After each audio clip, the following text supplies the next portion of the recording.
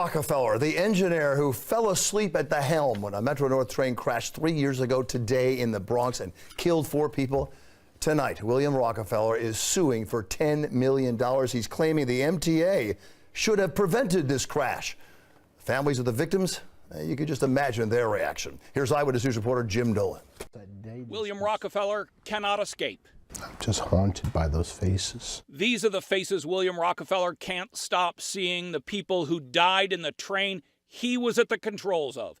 That interview with Eyewitness News reporter N.J. Burkett is the only one Rockefeller has done.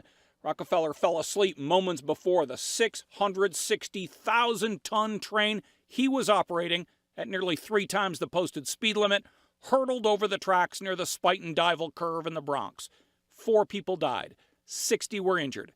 Every day is a nightmare. Through some deep, dark times, I was really thinking about just ending it, and I don't know if you want to call it punishment. But Rockefeller, later diagnosed with sleep apnea, doesn't want to punish himself anymore. He apparently wants to punish the MTA.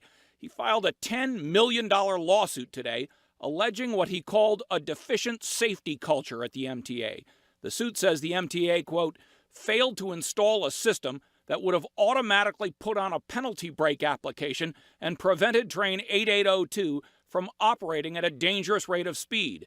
In other words, it wasn't his fault the train was going so fast. It was the MTA's fault for letting him operate the train in an unsafe manner.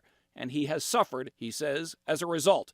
Michael Lamonsoff represents several of those injured that day. He says Rockefeller should take responsibility for his actions. Certainly, this man was a major contributing factor with having such a disorder and pulling several shifts at the same time, knowing he has these symptoms. The lawsuit, though, doesn't allege very much that the National Transportation Safety Board hasn't already established as fact that the MTA should, in fact, have had safety systems in place that might well have prevented the accident and might well have saved 4 lives.